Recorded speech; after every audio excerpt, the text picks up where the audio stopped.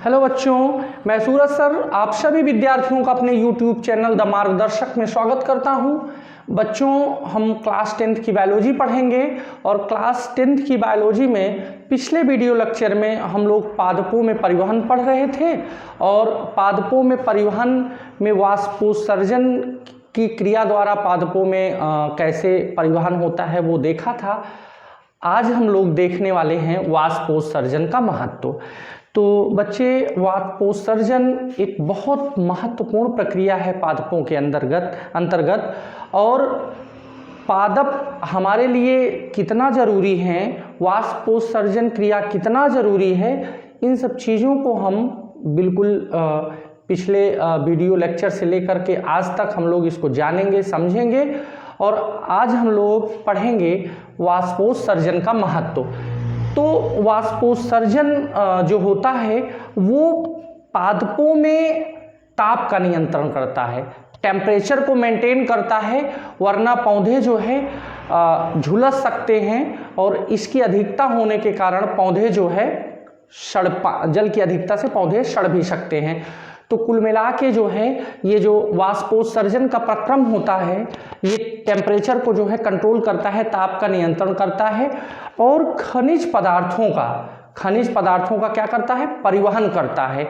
और आप जानते हैं कि जो खनिज होता है वो पत्तियों तक किसके माध्यम से पहुंचता है, जाइलम तंतु के माध्यम से ये पत्तियों तक पहुंचता है। और पत्तियां क्या करती हैं, प्लांट्स के अंतर्गत जो पत्तियां होती हैं वो जो है रसोई घर होती हैं पौधों का, जहाँ पे भोजन का निर्माण होता है, आप सभी जानते हैं। फिर ये प्रकाश संश्लेषण की क्रिया को संपन्न करता है।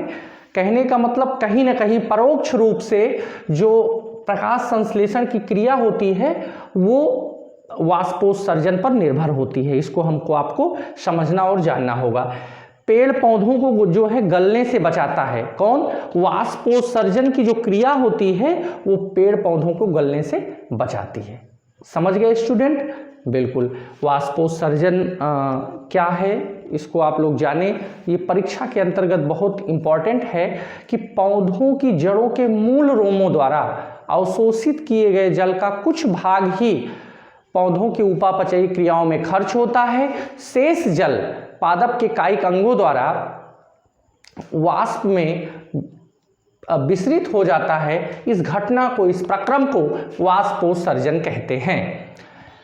कल हम लोग सीखे थे कि वाष्पोत्सर्जन की प्रक्रिया के द्वारा पादपों में परिवहन कैसे होता है और हम दूसरी हेडिंग वहां पे लिखे थे मूल दाब द्वारा और रूट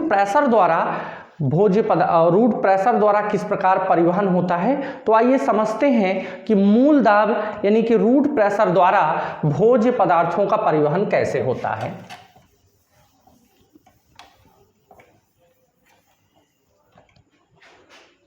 इसके लिए बच्चों हमें एक प्रक्रिया को जानना होगा जिसका नाम है परासरण। इसको इंग्लिश में ऑस्मोसिस कहते हैं। क्या बोलते हैं बच्चों? ऑस्मोसिस बोलते हैं। इसमें क्या होता है कि द्रवों का या कह लीजिए जल के अणुओं का उच्च सांद्रता से निम्न सांद्रता की ओर चले जाना, प्रसरित हो जाना क्या कहलाता है? परासरण। कुल मिला के ये विसरण ही है परासरण, लेकिन देखते हैं कैसे। अच्छा, मान लीजिए हमारे पास दो बीकर हैं जिसमें जो है 50% चीनी है और 50% पानी है। समझ गए स्टूडेंट? 50% चीनी ले लिए और 50% पानी। और दूसरा बीकर लेते हैं स्टूडेंट, इसमें भी वही कंडीशन है, 50% चीनी और 50% पानी। अब आप थोड़ा समझिए, अगर मान लीजिए हम 10% चीनी कम कर देते हैं, जैसे ही 10% चीनी कम किए, जो जल है उसकी सांद्रता, जल की सांद्रता बढ़ जाएगी, जल की सांद्रता बढ़ जाएगी। बताइए बढ़ जाएगी कि नहीं? और जो बिलियन है, उसकी सांद्रता घट जाएगी, विलयन की सांद्रता घट जाएगी।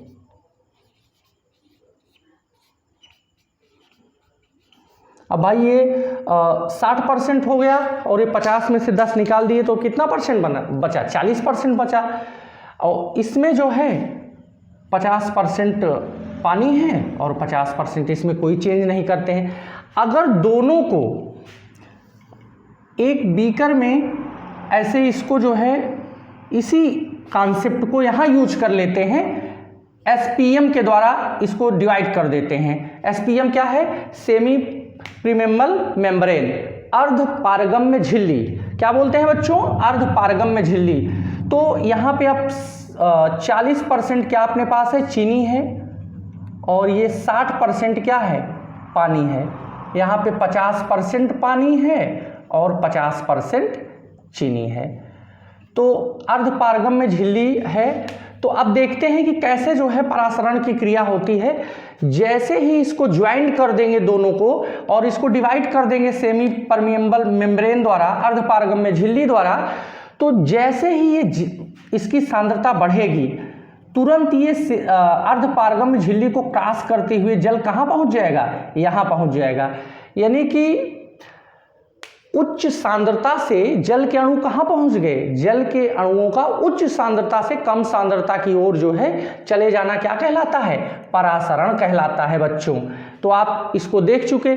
सेम यही कंडीशन जो है जड़ों में होती है। आप कहेंगे ये चीनी, ये शरबत, ये पानी, जल, जड़ से क्या तात्पर्य है? आइए देखते हैं। बड़ा अच्छा कॉन्सेप्ट है कि कैसे जो है जड़ों में ये रूट प्रेशर उत्पन्न होता है और कैसे ये जो भोज्य जल है या खनिज पदार्थ है इसका परिवहन रूट प्रेशर के द्वारा होता है।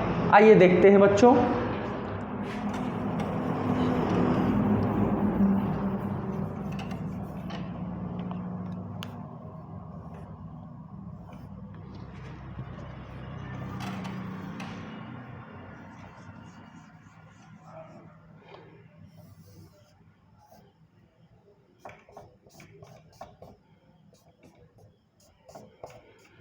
ये मान लीजिए कोई पेड़ है और इस पेड़ है और इसमें ये क्या है? इसका जड़ है। यहाँ पे जो है जाइलम ऐसे जुड़ा हुआ है, समझ रहे हैं? अब इसमें समझना है कि कैसे ये जल ऊपर की ओर जाता है।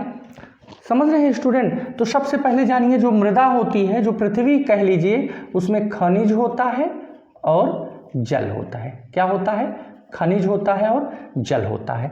और मान लीजिए कि ये कोई जड़ है तो इसकी अपनी एक सेल होगी, कोशिका होगी।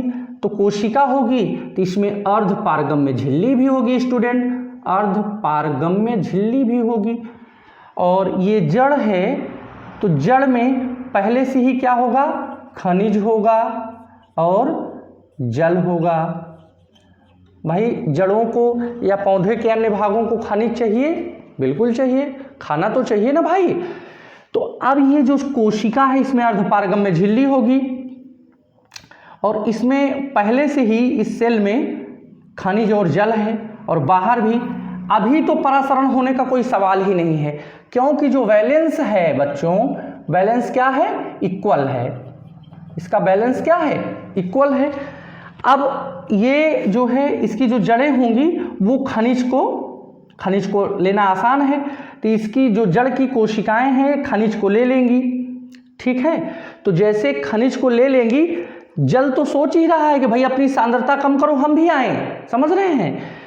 तो ये जो जल होता है इसको यहाँ पे प्रविष्ट करना है। और आप जानते हैं कि जो अर्ध पारगम्य झिल्ली होती है वो केवल जल का परिवहन करती है, उसके अलावा और कोई, तो कंकड़, पत्थर, बालू, रेत जो भी जल के साथ से सब चल पड़े। सेमी मेम्ब्रेन कहती है रुको भाई, हमको केवल जल का परिवहन करना है। तो जल इसमें पहुँच जाता है, पहले से इसमें जल है तो जल की अधिकता हो जाती है। और आप जानते हैं कि जब जल की अधिकता हो जाएगी तो उसको कहीं ना कहीं रिलीज करना होता है। तो ये जो जाइलम है इसके साथ फ्लोएम भी लगी होती है जो भोजन का स्थानांतरण करती है। समझ रहे हैं स्टूडेंट? तो अब ये जो है जो फ्लोएम होती है वो भोजन का स्थानांतरण करती है। तो इसमें जो है जब कोशिकाओं में जल भर गया कोशिकाओं में जब जल भर जाता है तो इसका प्रेशर ज़्यादा हो जाता है। भाई खनिज था, जल भी पहुंच गया तो इसका प्रेशर जो है ज़्यादा हो गया। तो ये प्रेशर जो है कम, अधिक सांद्रता से कम सांद्रता की ओर रिलीज होता है। तो ये जो है सारा कहाँ मटेरियल पहुंच गया, जाइलम में, और जाइलम के थ्रू यहाँ तक पहुंच गया। तो इस प्रकार जब जड़ों में जो है प्रेशर हो जाता है तब उसके बाद जो एक फंक्शन जनरेट होता है वो जो है ट्रांसपोरेशन में मदद करता है। और जो इसमें जो खनिज होते हैं जैसे Na है, Mg है, N2 है, नाइट्रोजन, इन सब को, ये महत्वपूर्ण है, इसको आयनों के रूप में जड़ें जो है इसको किसके रूप में ग्रहण करती हैं, आयनों के रूप में। इसमें जो है 3 निगेटिव चार्ज होता है, आप सब जानते होंगे, और जड़ों के अंदर कुछ ऐसे पॉजिटिव चार्जेज वाले कण होते हैं जो इसको अपनी ओर क्या करते हैं, आकर्षित करते हैं। तो ये प्रश्न बड़ा पूछा जाता है बच्चों कि जो ये खनिज पदार्थ हैं, N2 है, Na है, Mg है, इसको जड़ें किस रूप में ग्रहण करती हैं, तो आयनों के रूप में ग्रहण करती हैं। समझ गए? तो इस तरह ये जो है ऊपर तक पहुंच जाता है।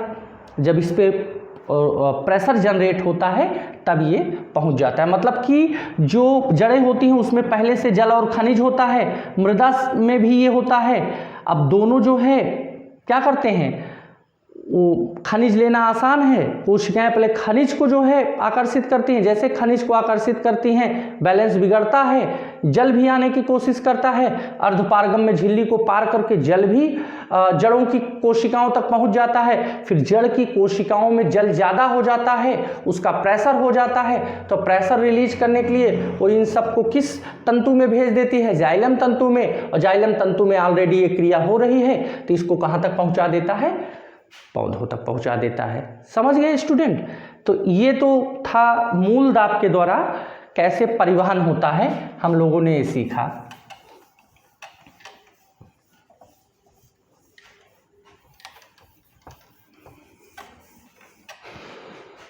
अब हम सीखेंगे भोजन का स्थानांतरण, पादपों के अंदर भोजन का स्थानांतरण। अब स्टूडेंट आप जानते हैं कि जो जाइलम होती है, जाइलम जिसे दारू नलिका के नाम से भी जानते हैं, ये जल प्लस खनिज का परिवहन करती है। किस विधि द्वारा? परासरण के द्वारा ना। उसके बाद फ्लोएम होती है, फ्लोएम, ये दोनों क्या हैं, ऊतक हैं, जटिल ऊतक हैं बच्चों। तो फ्लोएम तंतु में क्या होता है, भोज्य पदार्थ का परिवहन होता है। इसके द्वारा किसका परिवहन होता है, भोज्य पदार्थों का परिवहन होता है। अब बच्चे अभी हमने सीखा कि जो जाइलम होती है वो आयनों के रूप में जल तथा खनिज को ग्रहण करती है। तो ये जो फ्लोएम होती है इसमें परासरण प्लस विसरण ना, दोनों विधियों से परिवहन होता है। भोजन जो होता है, भोजन बनता है पत्तियों में, आप सभी जानते हैं। भोजन का निर्माण कहाँ होता है, पादप की पत्तियों में। भोजन का निर्माण पर्ण में होता है ना, भोजन का निर्माण जो है पर्ण में होता है। लेकिन क्या पादपों की पत्तियों को ही भोजन चाहिए? नहीं भाई, प्लांट्स के प्रत्येक सेल को जो है भोजन चाहिए, और पत्तियों में भोजन जो है केवल और केवल पत्तियों में बनता है। पौधों के अंतर्गत आप लोग कुछ पढ़ रखे होंगे कि कहीं तनों में भी कहीं भोजन का थोड़ा बहुत निर्माण होता है, जैसे मृदूतक का स्थूल कोण ऊतक का नाम सुने होंगे, लेकिन वो सब नगण्य है। भोजन का निर्माण पत्तियों में होता है। पत्ती के बाद पादप के प्रत्येक सेल में भोजन का पहुंचना जरूरी होता है पादप की वृद्धि एवं विकास के लिए, क्योंकि कुछ नॉन ग्रीन प्लांट्स होते हैं उनमें जो है क्लोरोफिल नहीं पाया जाता है, वो भोजन नहीं बना पाते हैं, आपको हम पहले ही बता चुके हैं। तो भोजन जो है परासरण और विसरण दोनों विधियों के माध्यम से जो है पत्ती से इसके प्रत्येक भाग में पहुंचता है। आप याद रखेंगे स्टूडेंट, जो भोजन होता है, भोजन वो स्टार्च के रूप में संचित रहता है, स्टार्च के रूप में संचित रहता है। लेकिन परंतु ये भोजन जो है सुक्रोज के रूप में, सुक्रोज के रूप में, सुक्रोज प्लस जल होता है। क्या होता है? सुक्रोज प्लस जल मिल करके तब इसका जो है परिवहन होता है पादपों के विभिन्न भागों में। समझ रहे हैं? तो इस प्रकार जो है भोजन का स्थानांतरण वो फ्लोएम में पहुंचता है, फिर फ्लोएम नलिका से धीरे धीरे उसमें भी ऊपर आगे बढ़ता रहता है प्रेशर के द्वारा भोजन। उसके बाद पीछे से जब गैप रिलीज होता है तो गैप को फुलफिल किया जाता है और धीरे धीरे पादपों के अंदर ये प्रोसेस चलता रहता है। मतलब कि भोजन का निर्माण पर्ण में होता है, परंतु फ्लोएम के माध्यम से भोजन उसकी प्रत्येक सेल तक सुक्रोज प्लस जल के रूप में घुलित होकर के पहुंचता है और जब भोजन बन के संचित होता है तो वो स्टार्च के रूप में संचित होता है। अब ये तो हुआ कि फ्लोएम में के द्वारा किस प्रकार भोज्य पदार्थ का स्थानांतरण होता है। और एक प्रश्न हाई स्कूल बोर्ड एग्जाम में पूछा जाता है कि रसारोहण किसे कहते हैं? रसारोहण, रसारोहण। तो याद रखिएगा ये भी 1 या 1.5 अंक का क्वेश्चन है कि पादपों की जड़ों द्वारा अवशोषित जल, मतलब कि जो पादपों की जड़ें जल को अवशोषित करती हैं उसमें जो घुलित खनिज लवण होते हैं उनका जाइलम ऊतक के माध्यम से, उनका जाइलम ऊतक के माध्यम से पौधों की पत्तियों तक पहुंचने की घटना को रसारोहण कहते हैं। याद रखिएगा। कहने का मतलब पुनः एक बार सुन लीजिए कि पादपों की जड़ों के द्वारा अवशोषित जल को तनों के माध्यम से, मतलब तनों के माध्यम से जो जाइलम वाहिकाएं होती हैं वो उसको लेकर के कहाँ पहुँचती हैं? पत्तियों तक पहुँचती हैं ना। कि पौधों की जड़ों द्वारा अवशोषित किया गया जल एवं घुलित, अवशोषित किया गया जल में जो घुलित खनिज लवण होते हैं वो जाइलम तंतु द्वारा पत्तियों तक पहुंचाए जाते हैं। इस घटना को हम क्या कह लेते हैं? रसारोहण कह लेते हैं। तो ये था बच्चों भोजन का स्थानांतरण एवं जल का स्थानांतरण पादपों के अंदर कैसे होता है। कुल मिला के हम लोग परिवहन चैप्टर पढ़ रहे थे, परिवहन टॉपिक पढ़ रहे थे। उसमें देखा कि जल, खनिज लवण और भोजन का स्थानांतरण किनके द्वारा होता है। क्योंकि जैसे हमारे शरीर में है ब्लड के द्वारा परिवहन हो जाता है। इसमें ऐसी घटना तो होती नहीं है, ब्लड होता नहीं है, लेकिन कुछ ना कुछ माध्यम तो होता है स्टूडेंट जिससे कि भोजन का स्थानांतरण हो सके और पौधों की प्रत्येक कोशिका को भोजन मिल सके जिससे वो वृद्धि और विकास कर सके। समझ गए? तो कुल मिला के जो है आज हम लोगों ने परिवहन टॉपिक को समाप्त किया। समझ रहे हैं? इसके बाद थोड़ा बहुत कुछ इसमें बचा होगा, तब तक जो है आप इसको इतना तक पढ़िए कायदे से। और हाँ, होमवर्क जरूर आज ले लीजिए। होमवर्क है कि पादपों में वाष्पोत्सर्जन की घटना क्या होती है, मीन्स वाष्पोत्सर्जन किसे कहते हैं, वाष्पोत्सर्जन किसे कहते हैं। और पादपों में, दूसरा क्वेश्चन, पादपों में वाष्पोत्सर्जन का क्या महत्व है, पादपों में वाष्पोत्सर्जन का महत्व क्या है। ये 2 क्वेश्चन हम देते हैं। आप लोग जो है इसका आंसर जो है करके हमें सेंड करेंगे। ठीक है?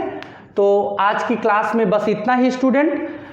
आप सभी स्टूडेंट्स का बहुत बहुत आभार चैनल से जुड़ने के लिए। और यदि वीडियो पसंद आई हो तो आप वीडियो को लाइक एवं सब्सक्राइब जरूर करें और नोटिफिकेशन बेल को जरूर प्रेस करें ताकि आपको नई नई वीडियो जो है जब भी डाली जाए तो आपको तुरंत प्राप्त हो, जिससे कि आप बायोलॉजी को अच्छे ढंग से पढ़ सकें। सभी बच्चों को पुनः एक बार धन्यवाद। गुड बाय, नमस्कार।